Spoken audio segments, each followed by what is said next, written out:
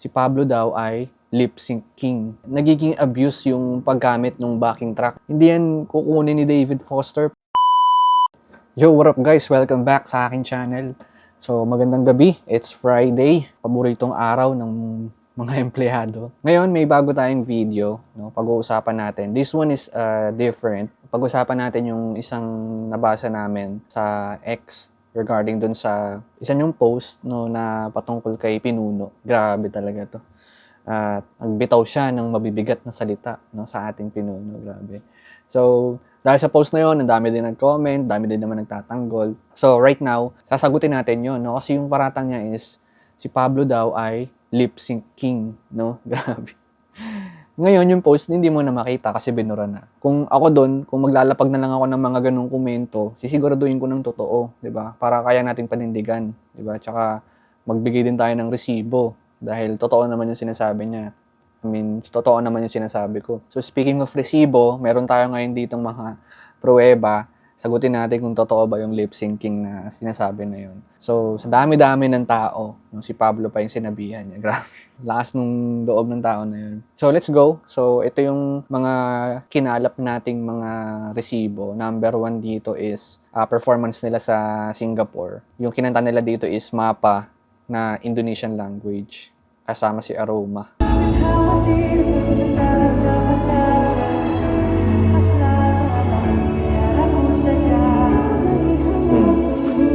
Diba? Yung backing track nila dito ay talagang instrumental lang, walang halong boses. Dahil sila mismo yung kumakanta ng mga part nila. So, yung pinakita dito or yung ginawa dito ni Pablo is talagang live vocals to. Para sabihan siyang ganon, ay mabigat na paratang yun.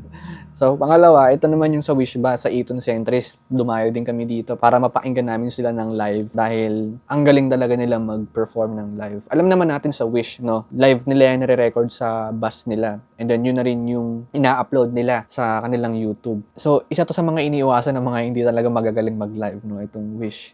Kaya mapapansin natin yan. Pero ito, andun kami, may speaker yan sa labas.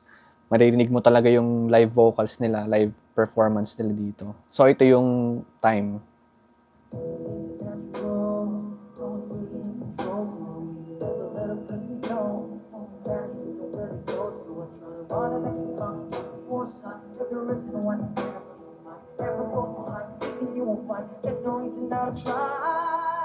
Diba? Yun ba yung sinasabing lip sync? Hindi nila ginagawa yun. Pablo, never yan. Tsaka meron dito kay Ja din. Ayun no? Diba? Boses lang tsaka reverb yung maririnig mo sa pagpasok ni Ja dito.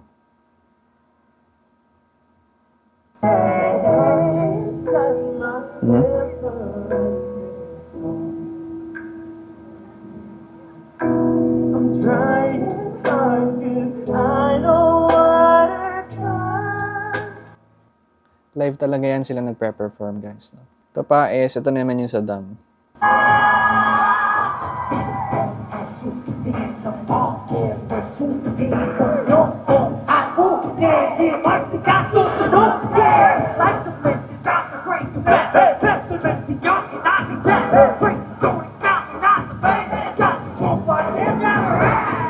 Diba? Yun yung sinasabi natin, no? Kung ano yung naririnig natin sa mga songs nila, ganun din, kaya nilang i-perform yun ng live. Kasi yung backing track, no? Kaya siya nagiging big deal dahil nagiging abuse yung paggamit ng backing track no sa mga performer. Especially kapag sumusobra na yung tunog ng vocals doon sa backing track nila at nasasapawan na yung live vocals nila. Kasi yung backing track, yung main purpose niyan ay para maging buo yung tunog ng isang music, yung isang song. Let's say, soloist and singer ka, 'di ba? Yung backing track mo ay drums, bass, guitar, piano, if meron, tapos ikaw yung kakanta. So kung guitarist ka, yung backing track mo, piano, drums, tsaka kung may vocals.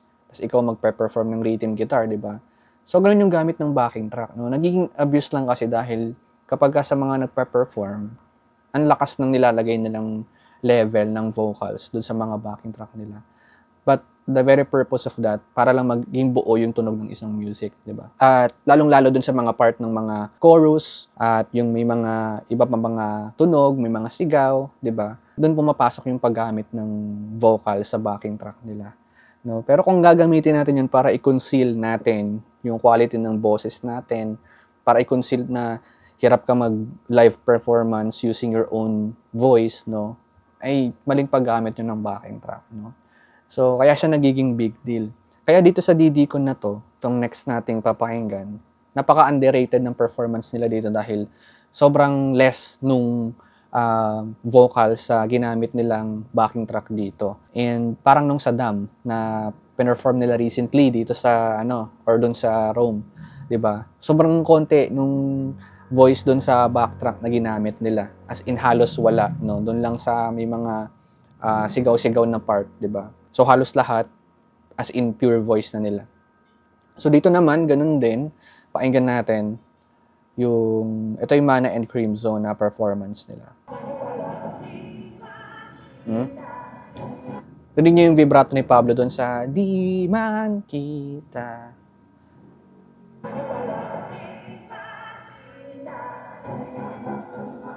Live yun.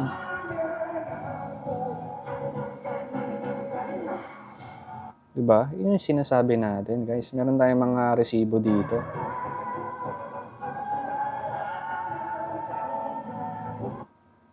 Meron pa yung sa Cream Zone.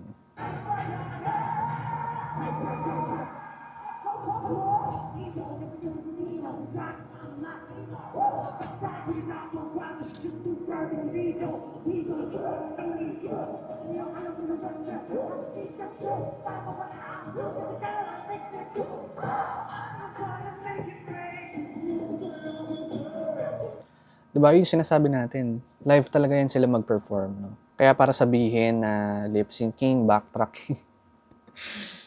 Ito naman yung sa una tour, The Boy Who Cried Wolf. Pinerform niya to sa Robinson's Galleria.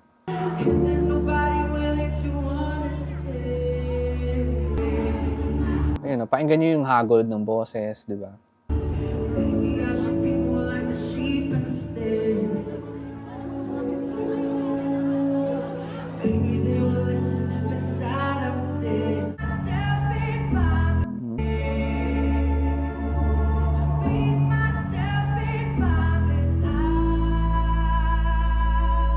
So, 'di ba, yung paglayo niya ng mic, humina rin yung boses niya, 'di ba? So, doon mo rin makikita, no, kung live talaga yung pagkanta niya, 'di ba?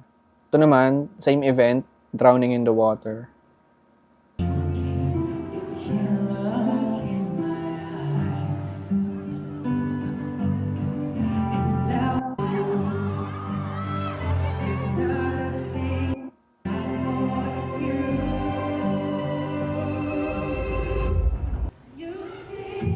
Diba?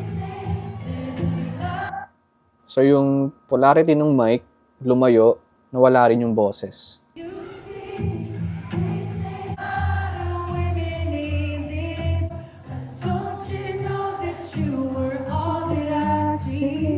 Diba? Ganyan si Pinuno, no? Kaya-kaya niya talagang mag-live sa lahat ng mga songs na sinusulat niya. Pati si Stel, di ba? Pati si Stel, sinasabihan din nila na nagli-lip-sync. Hindi yan kukunin ni David Foster para mag-perform sa event niya. Kung pa-lip-sync lang yan si Stel. Kung umaasa lang yan sa backtrack, di ba? Hindi yan tatawagin ni David Foster, kumanta ka ng All By Myself, no? Kung alam niyang hindi kakayanin ni Stel, di ba? So, nakitaan niya ng potential doon si Stel. And then yung sa Ilaw. So, ito sa mga paborito kong kanta, tsaka arrangement na ginawa nila.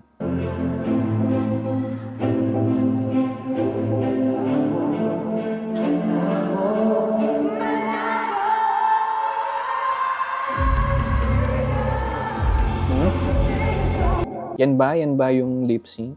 So, para sabihin yung ganong paratang, hindi ko na lang alam, no? Hindi ko alam saan siya nanggaling or bakit niya nasabi yon, no? But, nagbigay lang ako dito ng mga resibo, no? Actually, madami pa yan. Sobrang dami niyan dahil talagang puro live naman yung mga ginagawa nila, di ba? But, this is just an awareness dahil tayo, 18, alam naman natin yan, di ba? Kilala natin yung 5. But, for those people na hindi pa nakakakilala sa kanila, especially sa mga casuals, di ba? Kailangan natin yung ipaalam sa kanila na ito yung totoong SB19, hindi yung mga nababasa nila na lip syncing, di ba? So, ayun, pinakitaan lang natin sila ng resibo dito. Kung meron pa kayong mga comments, no, or what your thoughts about it, comment nyo na lang din below para malaman ko rin, no, kung ano yung mga naiisip nyo regarding that. No, but this is just a quick video lang, no, for the sake of those casuals. Tsaka yung mga recently lang, no, na naging fan ng SB19. So, ayun, maraming salamat kung umabot ka man sa punto na to. Salamat sa pakikinig. Kung di ka pa nakasubscribe, pa-click naman ang subscribe button tsaka yung notification bell para updated tayo sa mga videos na i-upload natin. No? So, marami pa. Yung Fast Zone, sobrang excited na yung karamihan. No? Mag-upload tayo din ng ayuda regarding that. So, stay tuned lang. No? Maraming salamat ulit guys. Again, I'm Nick Gal. God bless.